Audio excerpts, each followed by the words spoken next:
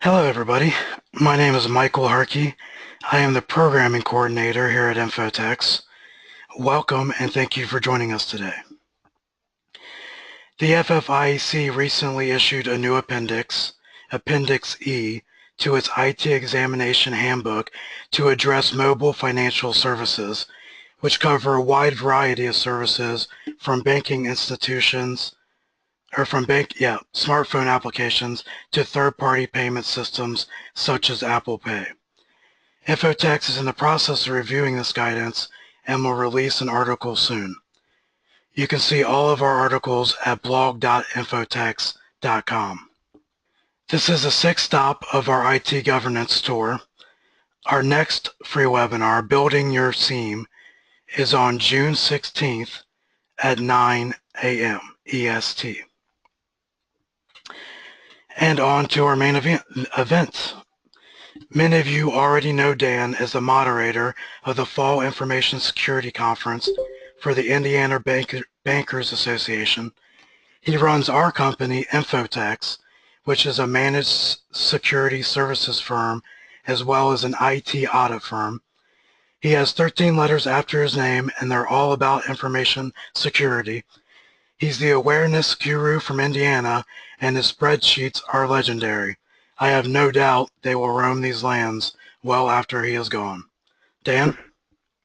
Thank you very much, Michael. I hope everybody can hear me. I've had audio problems earlier today, so if you have any issues, be sure to chat Michael.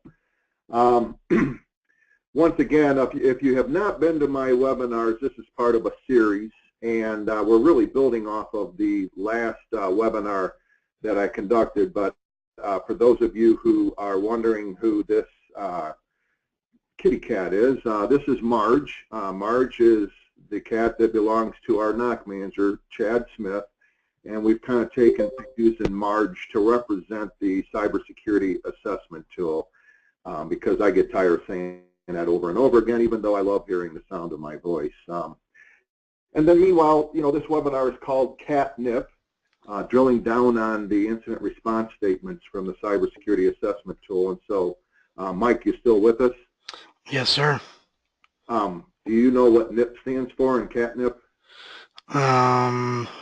Next incident, please. Okay, that'll be good enough because I didn't come up with anything, so we'll take that. I like it.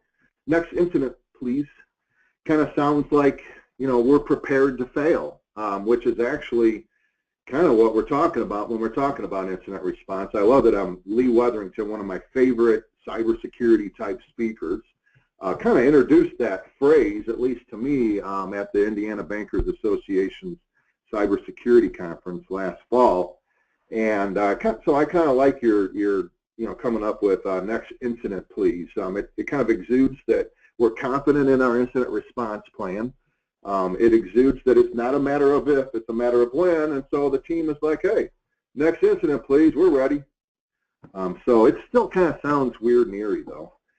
I like to introduce the webinars by pointing out that we are a managed security service provider, and especially in a webinar about incident response, we're going to be talking about a lot of controls that your MSSP can provide for you.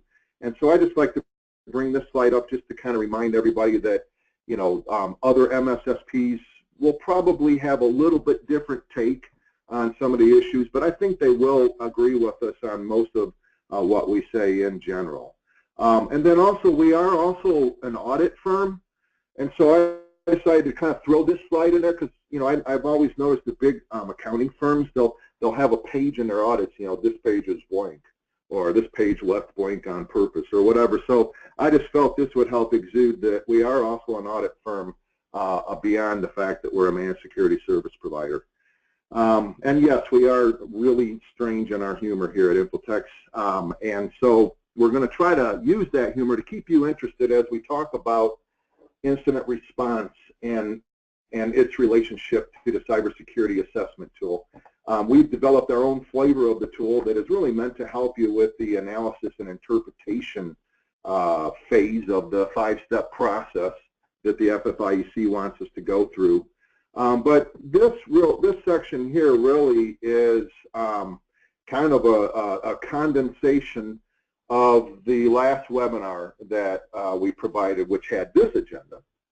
And you can, as Mike said, we're kind of proud of our clients have been complaining you should be recording your webinars, and so we've kind of worked out a few things that were wrong with why we couldn't record your webinars. And so Michael will probably be chatting you that link so that you can check out the movie that is really kind of a prerequisite for this webinar.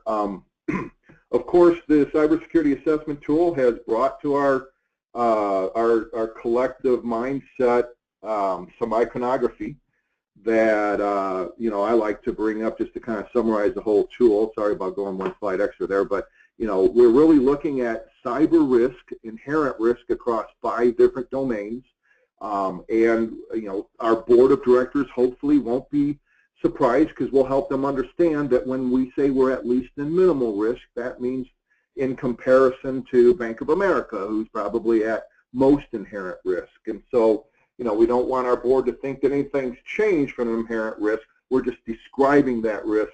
And in the case of the Cybersecurity Assessment Tool, we're describing it from a systems perspective, and therefore the term least risk is what most smaller banks are at least minimal, and at least in the case of our delivery channels, we're popping up into the moderate inherent risk levels.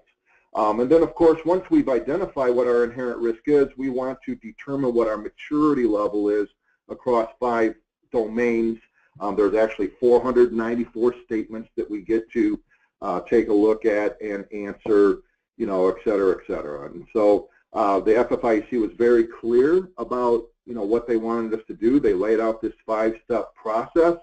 I always like to point out that the first 4 steps are links back to PDFs that are very clear about what they want, whereas the interpret and analyze step, the 5th step, the one that I'm mainly concerned with, the one that our tool is focused in on, is left really to interpretation. I'm sure they're going to see how we're doing it and then come back next year and suggest ways to improve our interpretation and analysis process. And so we really are focused in on that part, that 5th step this year. We're hoping that most of our clients can be through it by the end of 2016.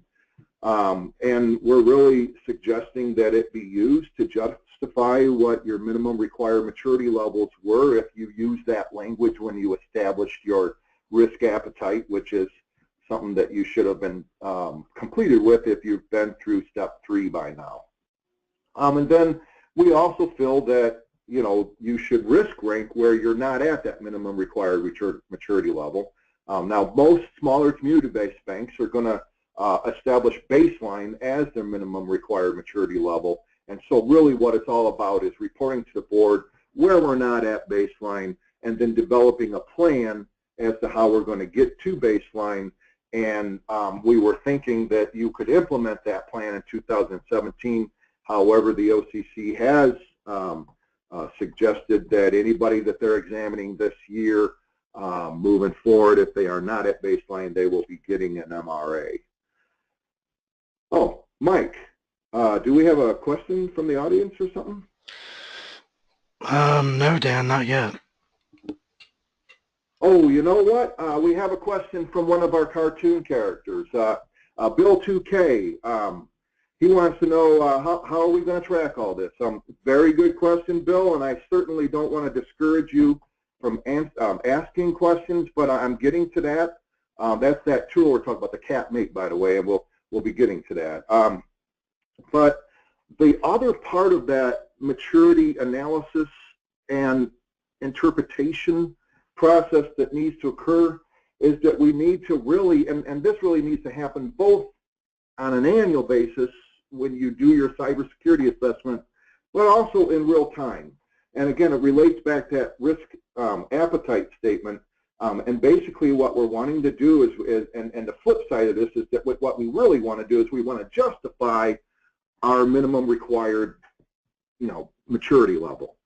And so part of the analysis needs to really be a white paper, so to speak, that supports the fact that you only need to be at baseline. I mean, that's really where we're heading with that, right? And so that really kind of gets to the maturity inherent risk relationship.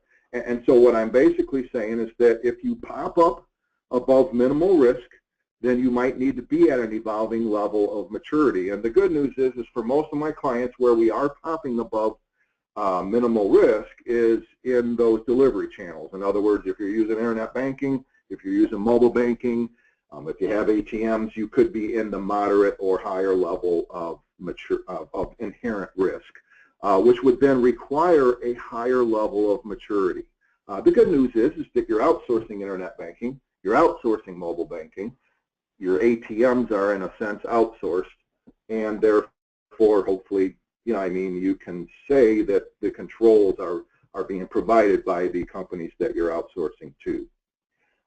I will have to say that most of you are probably running through something that seems completely weird, and you're having to explain to your board of directors that our ATMs are at most risk because we're interpreting that tool exactly to the letter of the tool.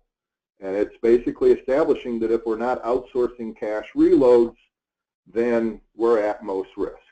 Well, this is obviously a fluke in the assessment. I did have an examiner. I don't even want to identify which body the examiner is from because this person was very nice and agreed that, yeah, there's, and the way he worded it more like twice in the conversation was there's going to be another iteration that will fix issues you might have discovered in the tool.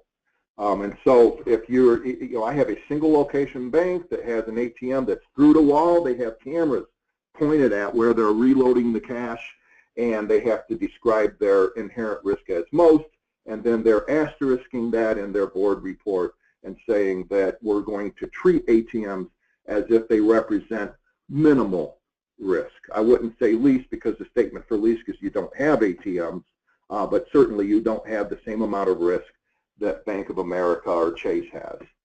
And again, that's in the delivery channels, category of the inherent risk assessment. Mike, is there another question from the audience? Or? No questions yet, Dan. Okay, you know what I think it is? Yep, Marge. Even Marge wants to know, how are we going to track all this? And so let's go out and take a look at the tool that we're suggesting our clients take a look at and consider using. And so Mike eventually will be tweeting to you how to get to our portal. He might have already tweeted that, as a matter of fact. And so when you download the portal, it's a zip file that when you unzip it will look like this. And so we've included the board minutes. This is actually from the last webinar, but our approach towards the cybersecurity assessment tool is so integrated into the status reports to the board that we've decided to include it again this time as well. But also, we've got other documents that we're going to be providing. But the one that I'm referring to right now is the Cybersecurity Assessment Maturity Analysis and Interpretation Tool that Infotex has created. It has our standard boilerplate. If you haven't ever seen an Infotex boilerplate before, you might want to take a look at this. What it's basically saying is that we'll transfer the copyright to you, but we don't want you to send this out to, a whole bunch of people. And, we've included, the iconography that you probably remember from that last slide that I'm so proud of. There was an inherent risk profile assessment, the required maturity levels. If you're a small community-based bank, we're hoping that you can establish baseline across the board. But if you pop up into moderate risk, you might have to go with evolving or, even higher maturity levels based on that relationship diagram that I showed you in that PowerPoint slide. But really what we're getting to is the maturity analysis. And I always end up having to unfilter it because it's always left filtered, I should say, to something that I don't remember what I filtered it to. But what it's done is we've taken and most tools are at the component level, meaning that they list all 1, 2, 3, 4, 5 statements in this case, that if all 5 statements are true, you can say yes to the fact that you are at baseline for the oversight component of the governance factor in the first domain. And so what we did is we went granular on it. We said every statement gets its own yes or no, okay? And then we numbered everything, which is really receiving major kudos, and you'll see why. It's because it makes it a lot easier for us to refer to which statement. It's a lot easier to say, hey, we still need to work on 1003 than, hey, you know that one about management providing a written report on the overall status? We still don't have that one done. I mean, it's a lot easier to say 1003, right? And then we've done a lot of other stuff. The most important thing to me is that we've given you the ability as you go through the tool, usually in your second, maybe even third iteration by now, to establish if we're compliant. Are we, testing it? Because if so, I want to keep track of what we're not testing, because maybe we can rotate our audit into that direction so that we really truly do know that we're compliant. But otherwise, it also allows you to track the not applicables. Our philosophy is that you should put those right in front of your auditors and say, hey, we don't think these statements apply to us. A great example, I just worked with a client today that doesn't have a firewall. They're outsourcing their entire infrastructure to somebody else that owns the firewall, so to speak, and so they're not allowed to look at the firewall rules, and so that particular statement is not applicable. Or you could say it is applicable, and you need to make sure that the person who owns that firewall is reviewing their firewall rules every quarter. Okay, that's a question, that's a subject, that's a discussion I feel that should be held between you and your auditor. And then likewise, there's a lot of stuff where we're just simply not sure as we're going through the tool, maybe even in our second or third iteration. And so these types of issues we want to identify so that we can track them, et cetera, et cetera. It also gives us the ability to risk rank where we're not at a required maturity level. And we've even kind of put in some starting point numbers for the baseline level. We believe the likelihood is an 8 from compliance perspective, but a lot of our clients will say, well, I'm not looking at it from a compliance perspective, I'm looking at it from a security perspective, and in that case, then their likelihoods might end up being a little bit more variable than what we've got. Hey, Dan, sorry to interrupt, but yeah, we have some requests to kind of zoom in a bit so we can see it a little bit clearer. I'm sorry about that. Thank you very much for requesting that. Let's see if we can't get this up to 100% level. And really, I think we can even go larger than that, because these columns over here, if they do apply, I'm just going to filter to them. So let's go ahead and get maybe to a little bit higher level, and we'll solve that problem. You'd think that I was in the business of doing webinars. Anyway, so I just kind of wanted to go out and introduce you to that tool a little bit. But in order to stay on track here, I'm just going to go through to make sure that I've touched base on everything. The tool ends up becoming then a paper trail for how you're analyzing and interpreting the results. We want to qualify our answers, we want to risk rank where we're not at our required maturity levels, and then really kind of use that to feed into the ending result, which would be a plan for how are we going to mitigate what we've learned from the cybersecurity assessment. And so the boilerplate for that we have put into the board minutes section, because it really is something ultimately that you'll report to the board. And so this is just an example, starting point. If you haven't worked with us before, well, let's say right up front, our boilerplates are not perfect. They're just starting points that you can use. You definitely have to customize this to your own uses, your own need. And you'll see we're using the cybersecurity assessment, the CAT mate, that document I just talked about, to feed this report. So what I'd like to do now then is kind of zoom in on how incident response applies to all that. And so basically what a lot of my clients are doing when it's time for them to update their incident response program is they're taking this cybersecurity assessment tool. They're coming over here where it says IRT and CMT, and they're filtering it down to T, which basically means that it's something that the incident response team should be concerned with. And then a lot of our clients are just saying, hey, you know what, I just want to look at the baseline, because that's our required maturity level. I'm not going to worry too much more about evolving yet. Maybe we will somewhere down the road, but I have enough fish to fry, you know, in this area here. And then they just kind of walk through each of these statements. They, you know, they find it in their incident response program. You know, where are we addressing this in our incident response program?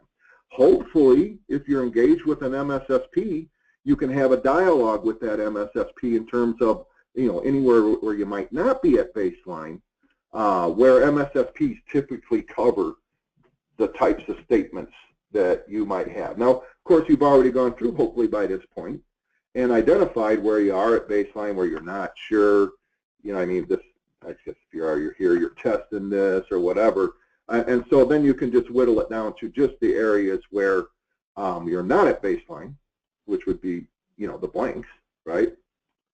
And now you've got, you know, something that can feed into your overall strategy as to what you're going to do next year to assist with mitigation of any kind of cybersecurity assessment deficiencies. Now, having said that, one of the things that we're noticing is we've also kind of come in here and we've identified, you know, whether we're auditing for something or not. And so if we, and when I say whether we are, I should say whether we were. And what I mean by that is that when the Cybersecurity Assessment Tool was released, a lot of us auditors were surprised by some of the baseline statements in that tool, and I'm not afraid to say that. If you look at the way they've mapped it back to the guidance, I still maintain that some of those statements are in the guidance, but I also find that some of them we were just giving smaller banks a pass because we felt like they were small enough to where it just didn't apply to them, and shame on us, we were wrong. But the point is, though, is that what we've noticed is that a lot of the statements where smaller banks are not in compliance fall in the area of incident response, which is kind of interesting because we've kind of felt for years, we're in the business of incident response, and so for years we felt like our clients should be procuring more of our services than they had been, and the Cybersecurity Assessment Tool has kind of helped us in that regard. So, cyber resilience, I used to have a great, and I still think it's a great statement, that to me what cyber resilience is can be boiled down to the notion that your management team, when that career-threatening event occurs, recognizes the process as you unfold it. That means that you've got a really good cybersecurity, you know, resilience, a really good incident response program in place. And so for me to say that's what cyber resilience is about, well, that means a lot of things. That means that I must be in the business of incident response because I'm boiling cyber resilience down to the incident response part of the equation. And obviously there's a lot more statements out there besides the incident response statements. But one of the things that we are definitely noticing is that there are good ways to respond to incidents and there are bad ways to respond to incidents. And the best example of a good incident response, in my opinion, goes way back to the early to mid 80s when somebody was tampering with the Tylenol, you know, capsules, and the way Tylenol responded to that is probably one of the main reasons why they are such a world-class, you know, Fortune 500 company right now. They were transparent, they were truthful, and they lobbied Congress to make sure that the controls that they developed were applied across their industry. Very, very innovative when it comes to incident response. They turned what could have been a lemon into lemonade. Meanwhile, though, if we want to try to find an example of a company that did a poor job of incident response, sorry, Target, but I got to pick on you again. And if you kind of start looking into what happened with Target, and I'm sure you've seen these stories again, so I'm not going to spend a lot of time on it, but ultimately what happened with them is that they did not connect the technical side of business with the non-technical side of business. And what is very, very obvious when you look at the way they responded to that incident is that the people responsible for incident response were untrained and they did not talk to each other. And ultimately, in my opinion, you can tell that they were not testing their incident response plan. And the bottom line is we had always been talking about you got to monitor for your risk. That risk response is about how are we going to mitigate risk, but it's also about how we're going to monitor the risk that we're accepting. And so when we saw that target breach, those slides that I brought up, they were from several webinars where we were trying to help people learn the lesson from Target, which in our opinion is you need to train your incident response team, you need to test your incident response team. And really where I'm heading with all of this is, and therefore, even if you are a small community-based bank, you might want to start holding those incident response team meetings on a monthly basis.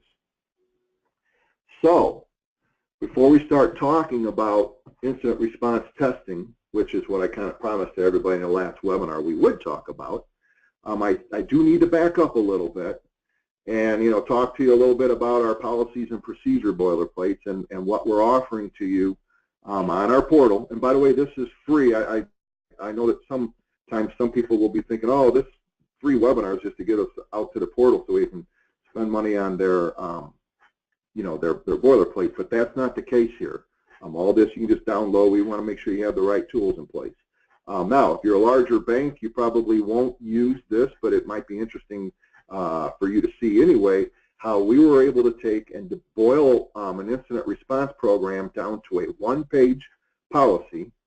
And I've had some clients say that by the time you put our name in and everything, it ends up being about a page and a quarter. Okay, but it's a very it's customer notification centric incident response, and this has everything. When we audit, if you have this policy, you have everything in this policy that should be in the policy that's approved by the board. From there, then you're relying. The reason why the policy is so slim and trim is because you're relying on your incident response plan to address all the details that the board really doesn't need to be bothered with, but that your incident response team better not only know, but have actually experienced. And again, it goes back to that notion that a very good incident response program is one where your management team members, the least technical of them, recognizes the process as you unfold that process. And so we're making this available because if you're going to test your incident response plan, or incident response program really, because the program reaches out to a lot of tools, etc., that are not going to be in the actual plan itself. And if you're going to test it, you ought to start with something that's worthy of a good incident response test. The other thing I'm always compelled to say is that our incident response programs center around three primary documents. The NIST special publication about incident response, and that's really kind of where it was born. But then in 2005, the FDIC released an amazingly well-written document that really helps codify incident response for banks. And then, of course, we're in the process now of going through and making sure that all of our documents are properly addressing and really converting the language over to the language that's being used in the Cybersecurity Assessment Tool. And what you're downloading from our portal today has not completed, or that endeavor has not been completed, I should say. But FIL, this is the FDIC publication, and it's in compliance with the FFIEC guidance. And so, I encourage my OCC banks and my Fed banks and state banks, et cetera, to at least go out and look at this, maybe and consider stealing the language from this for your incident response program. And the language that we use in our program is directly out of this financial institution letter because it really helps define exactly what should happen when customer information is involved in a breach. And so that simplified program is centered around, breaches, and the whole triage process is centered around, is customer information involved, yes or no? If the answer is yes, is there a potential for misuse? If the answer is yes, then we need to inform our customers. And then it reaches out to tools and such. And what I mean by that really is probably best defined just by showing them to you. And we're not giving you everything, by the way, here. I mean, our incident response program has a lot more information than what we're providing on our portal here. But I did feel that we ought to provide, some tools so you can at least see what we mean when you read that program. It refers out to, breach notification letters, etc. Again, these are by no means perfect, and if you look at the dates at the end of our boilerplates, you can see the last time that we updated them. So this certainly has not, considered any new guidance after December 8, 2011. Which there have been a couple guidance on incident response, but I don't think they relate to disclosure letters, and therefore we didn't need to update it. Meanwhile, if you are in Indiana, and I saw a lot of people coming into the webinar that might not be from Indiana, but Indiana banks, and this, by the way, is the case in a lot of state code. I know it's the case in Ohio. I believe it's the case in Illinois, but the state code defers to federal regulations here in Indiana and in Ohio.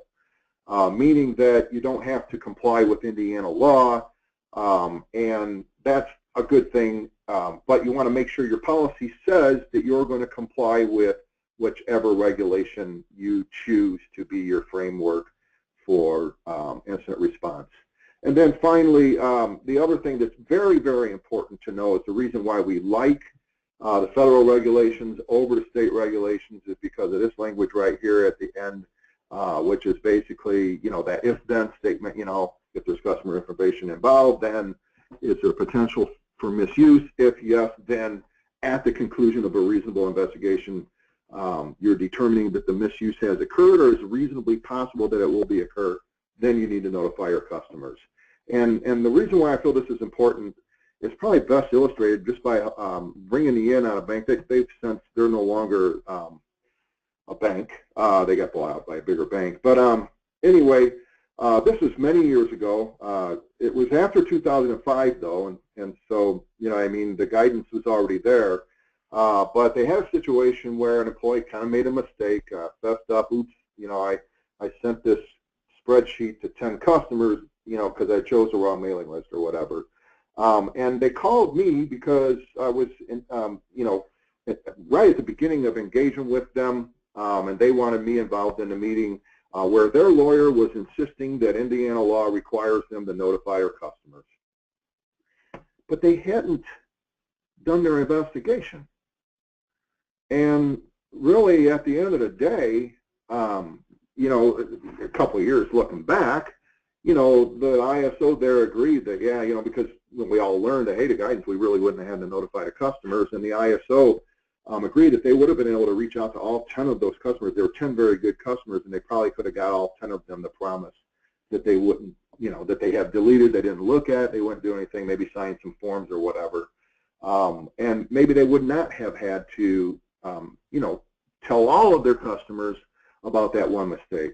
Now, I would like to end that story with a positive note that the other thing that they learned is that they were getting kudos. And this was early on, before the parade of breach news that occurred in 2012 and 2013. It's continuing to this day. And so people weren't used to getting a letter from an organization saying, oops, we screwed up. They included plenty of good information, this is how you protect your credit. They didn't offer any credit monitoring because LifeLock was around then. It was back when they had the Social Security number on the trucks. But they didn't offer it, didn't have to, and a lot of their customers came in, gave them a pat on the back. It really turned out to be a positive. They turned that lemon into lemonade. Let's put it that way. Just like the guy from FIS said, though, it's not like they want to do it again. But they learned a lot from it, and it didn't turn out to be as bad as they thought it was going to be when they were swearing in the meeting with the lawyer. So what we've been preaching long before the Cybersecurity Assessment Tool is that if you want to have a good incident response program, you really have to have 3 interlocking processes going on at the same time. You have to have a proactive plan. You should be testing that plan on a regular basis. You should make sure that the plan meets guidance, et cetera, and then also you should make sure that the team can live up to the goals and objectives of the plan. You should focus in on how you're monitoring for risk.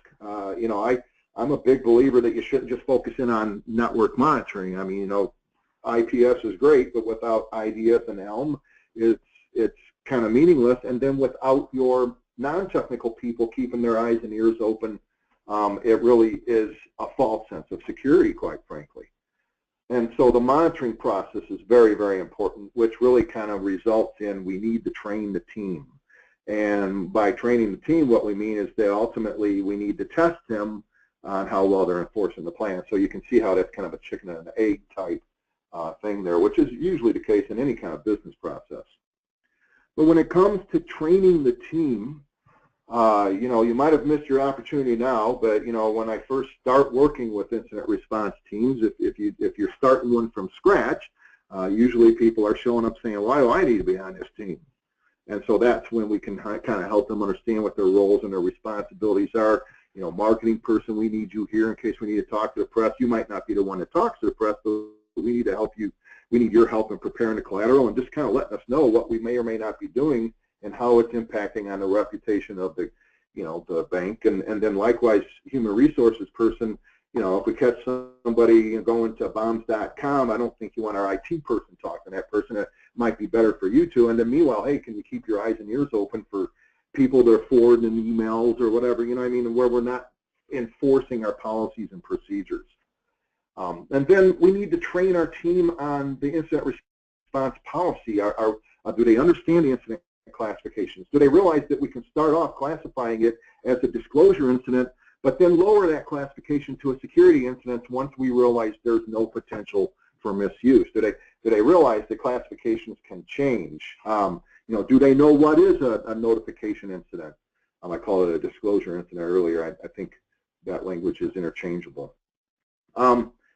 Why do we have to have team meetings? Are they bi-monthly or monthly or bi-weekly or whatever? And I know that some of you might notice, he used to say semi-annual, quarterly, and monthly.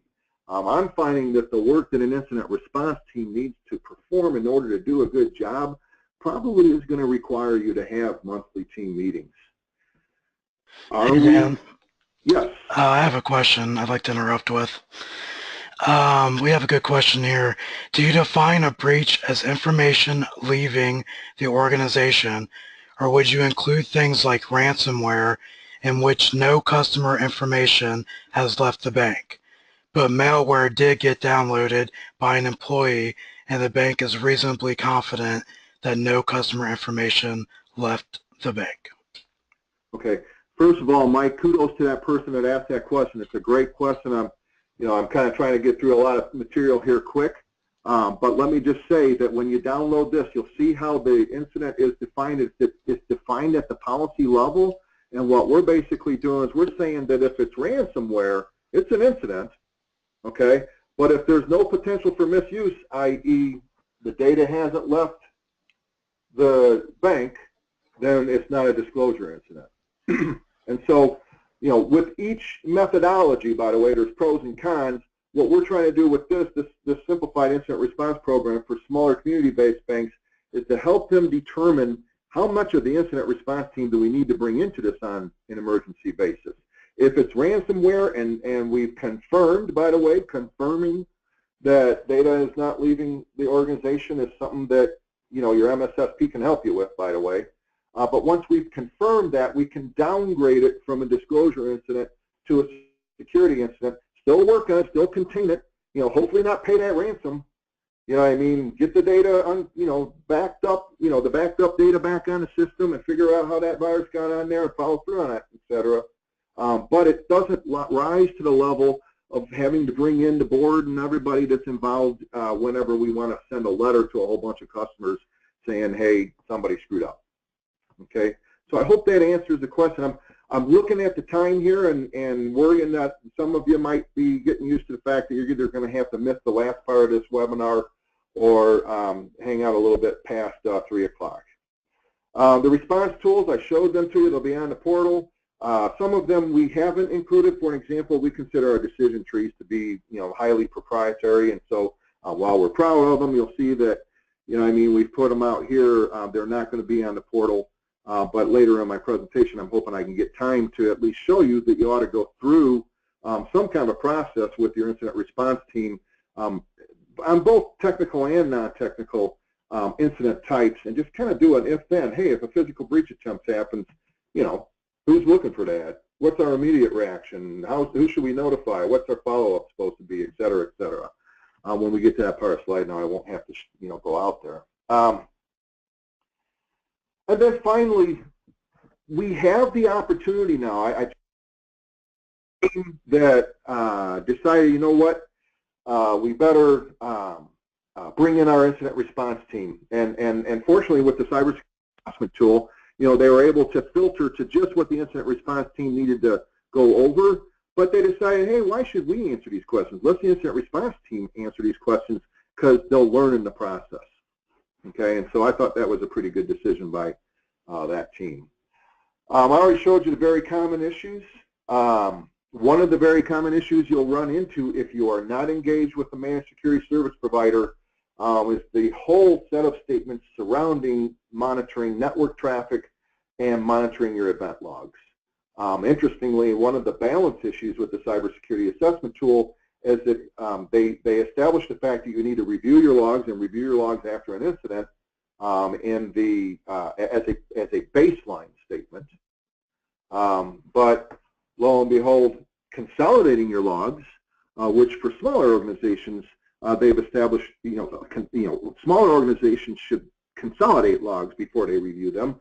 It's a lot less expensive that way. Whereas I suppose if you're a Bank of America or Chase and you got thousands of servers, consolidating the logs might not be that easy, and therefore consolidating the logs is at a intermediate level of maturity. One of the things that I brought this slide up just because I want to show you, but this is what we call security monitoring architecture. Most community-based banks are going to have something that looks like this in place by the time you're done mitigating the cybersecurity assessment results. These are the statement numbers that pertain to each of these functions of a typical network monitoring architecture. And so usually your managed security service providers providing port monitoring is what the Cybersecurity Assessment Tool calls it. They're providing event log management, IPS, IDS for you. But you're probably taking care of endpoint security. Fortunately, that's a little bit above the baseline statements, et cetera. And so having that security monitoring architecture in place, and by the way, if we look at that domain two there, the non-technical aspects of the monitoring, FS-ISAC lends itself, there's a lot of potential with that. I think that we can probably shake CERT, InfraGard, all the other ones. Your MSSP is using something like ET Pro or Proofpoint to get their signatures from. But I want to stress that another important part of the monitoring process is what you need to rely upon your non-technical incident response team members for. That HR person that can come in and say, hey, look, we just released that new policy and people aren't following it because it just simply doesn't work. There's no way we can, going back a few years, log in, to the image server as ourselves, okay? Gosh, wouldn't it have been helpful if the, incident response team learned that before your auditors pointed it out to you? You know what I'm saying? And so, that kind of thing is really an important part of the incident response team's role. Again, your MSSP can help you cover a lot of those statements in the Cybersecurity Assessment Tool. 29 of them are baseline statements. And then from a forensics perspective, there's a few surprises in there on the forensics side of things. I would ask your MSSP, do you have the ability to get out here on, on nights and on weekends and help us collect evidence? It's much better to have a third party collecting evidence than trying to do it on your own. I'm not going to spend time in the interest of time, going over, how the MSSP can help you. Also, it's kind of self-serving anyway, right? So, but you definitely want to make sure that your team understands that you do have an IPS system in place. They don't need to know how it works. They don't need to even know the difference really between IPS and IDS, but the non-technical members of your team should understand that SecureWorks is watching the traffic on your network and the logs coming off your servers and firewalls. If your non-technical people don't understand that's what SecureWorks does for you, I don't think you've provided enough training yet. Or Datacom, or TrustWave, or Perimeter, or hopefully Infotex. The other thing is that you should show your incident response team the directory structure of your incident response program. Show them that, hey, we've got a policy, we've got a plan. These are print screen, so I can't actually go into them or anything. But, drill down into the procedures and say, we've got response tools, we've got, what our MSSP provides for us, and then, when it comes to our incident response team meetings, we have all these tools we can use for incident response testing and for training, etc. And then within our incident response testing, we've already developed all these scenarios that we want to test against, I should say. All right, and that way your incident response team is aware of all the tools, especially, when we're talking about these response tools, which I do have those in the directory structure. So, it's going to be very helpful that if there's an incident on, they usually occur when the ISO is, on a cruise somewhere, right? So wouldn't it be helpful for the rest of the team to know that, hey, we have an ID theft prevention flyer if we can't find a better one? We've got a starting point for a breach notification letter. There is an incident log we can use if we want to document the incident, and we better make sure that we tell the ISO so we can get the incident into the incident respect, tracking spreadsheet. This is the procedure we're following, et cetera, et cetera. And the point being is that you should make sure your incident response team is aware of all the tools that you have at your disposal, in case you're not available, but also because then when you say, well, how many times, have I been in an incident response test where people start writing up the letter? It's like, hey, don't you guys already have a template? Why don't you start there? You know what I mean? And so the point being is that the more your teams know what's available to you, I think the better they'll be at, using that. Mike, is there another question? Mike? Yeah, Dan. Actually, I do have a question. This incident response stuff seems like a lot of material. Is there any place someone can go to learn more about incident response planning? Boy, Mike, what a great question. And Thank you. It's almost as if we planted that question, because my next slide was going to point out that, yeah, we have a workshop at the Indiana Bankers Association on July 14th, and it's really going to drill down on everything that we've been going over in the last two webinars here, and it would be great if your entire incident response team could come to this workshop, although it's not free like this webinar, and I'm hoping, Mike, you're going to be able to chat out that link, because that's kind of that's a mouthful there. But anyway, so yeah, we did plant that question. I'm sorry about that. But we are now moving into the final part of my presentation today, which is the fact that if we're going to, and really to me, this is the cusp. Obviously, I didn't go over all the minutiae of the, many statements that relate to incident response that you can find in that Cybersecurity Assessment CAT tool. But what I will say is that if you want to start at the end and work your way backwards from the and use a process that's going to really put everybody on the same page, what you really ought to do is execute a really good, solid tabletop test. And so when it comes to incident response testing, and by the way, the guidance for incident response testing is kind of, not there. I mean, we've adopted the language for business continuity testing, and we're using that for incident response testing because we haven't really seen anything that spells out exactly what should happen with an incident response test. We've seen in the statements that were released in 2015, first the statement on malware, and then there was a statement on compromised credentials. Both statements suggested that you consider this when you perform your incident response tests. And so that's what Infotex used to go to our clients saying, hey, the writing's on the wall, eventually we're going to be required to test our incident response plans. And then the Cybersecurity Assessment Tool pretty much acts like it's always been in the guidance, and when you go back to where they're mapping the guidance to, it's back to the business continuity testing guidance. And so in the business continuity testing guidance, they really establish different test types, and in our directory structure on the portal, in the test planning directory, you can see here's the business continuity test categories, and so we just kind of took that and we created our own, I guess we got to move that over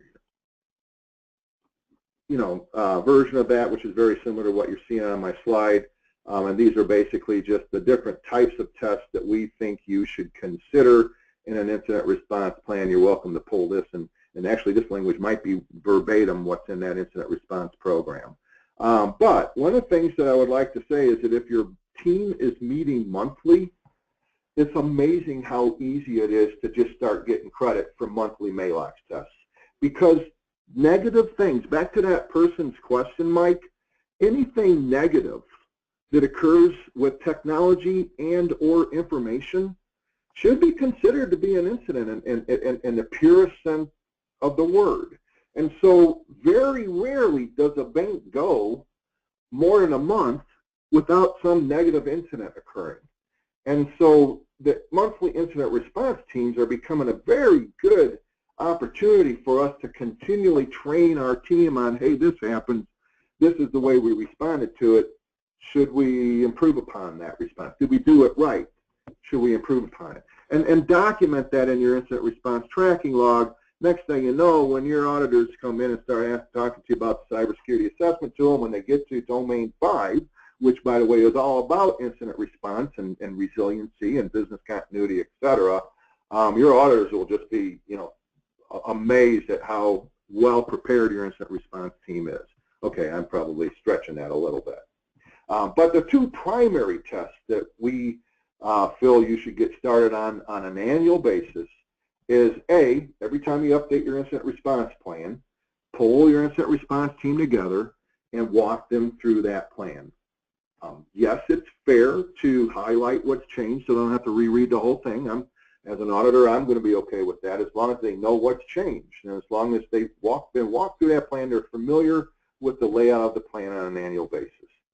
Now, I'll admit, I'll totally admit, when the incident occurs, you're not going to pull out the plan immediately and start following it, okay? But the more your team walks through the plan, the more apt they are to perform triage before they decide what to do, the more apt they are to contain the incident before they start notifying customers, et cetera, et cetera. Then the second primary test is that tabletop test. And what we're really talking about there is a test plan, minutes from the meeting, and then a post-mortem review. And what I really would recommend, what our policy states, and it's not part of the guidance, by the way, so if you don't like this, take it out of policy, but the policy basically says that at least one of the scenarios that you test should be of the type of incident that requires you to notify your customer. Because if our management team is going to recognize the process as we unfold it, which I've identified as that's the description of cyber resilience, then this is where it's easier for us.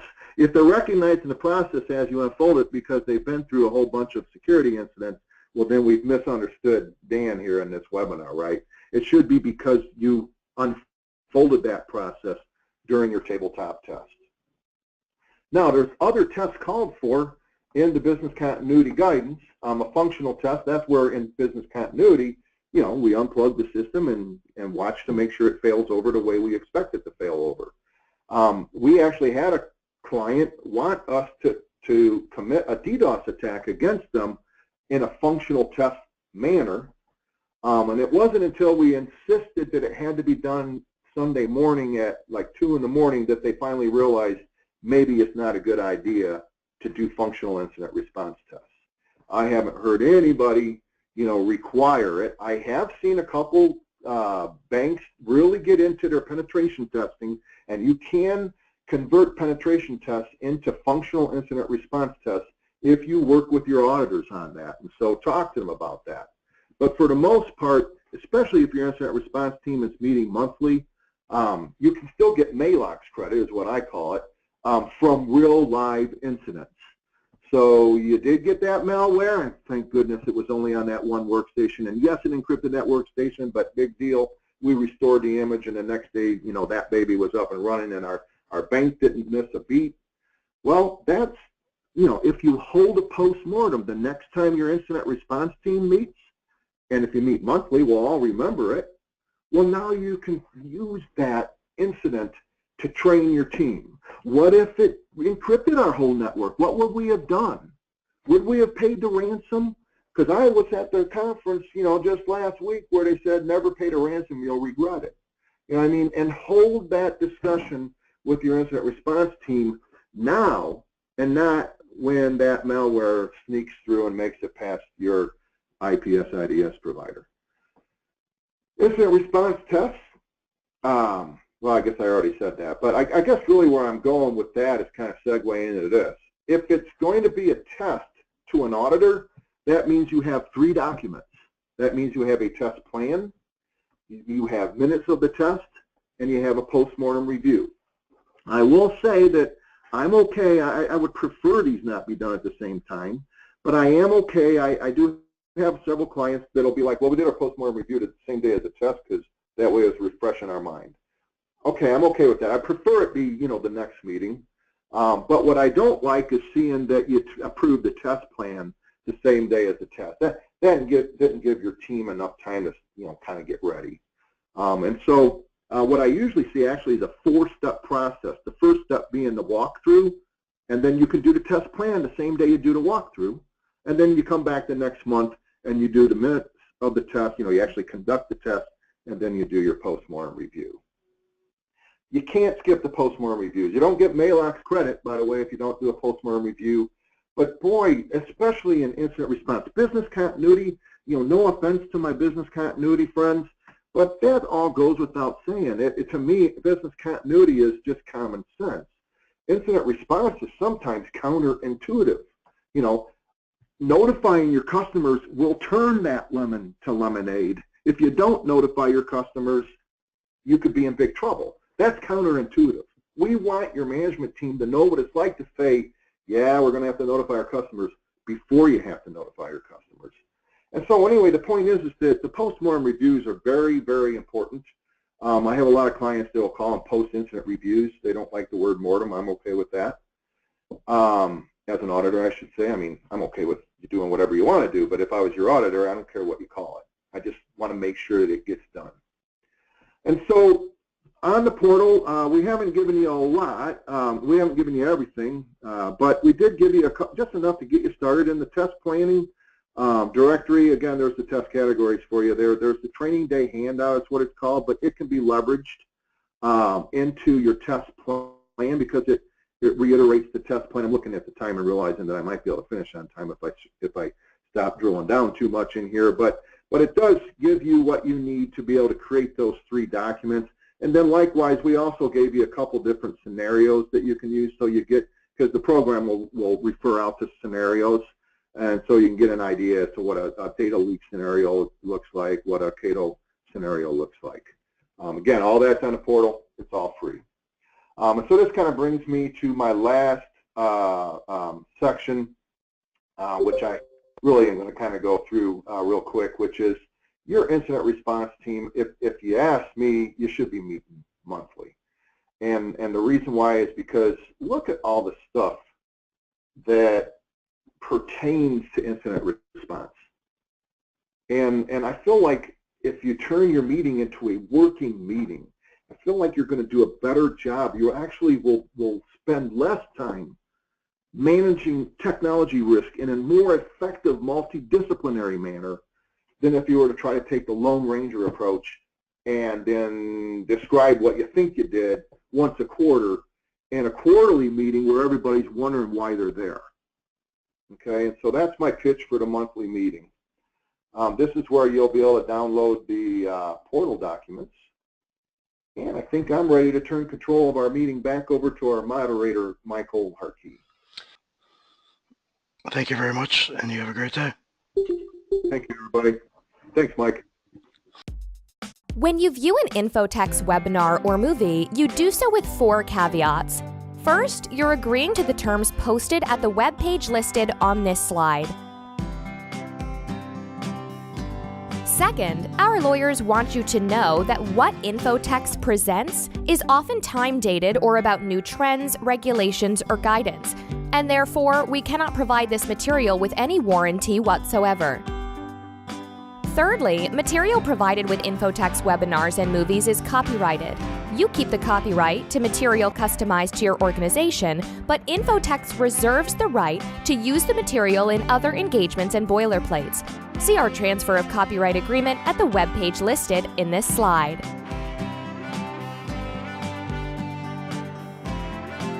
Finally, those who view our webinars or movies may be added to an email mailing list. If you do not wish to receive notice of additional educational opportunities, please accept our apologies and please opt out at the web page shown on this slide.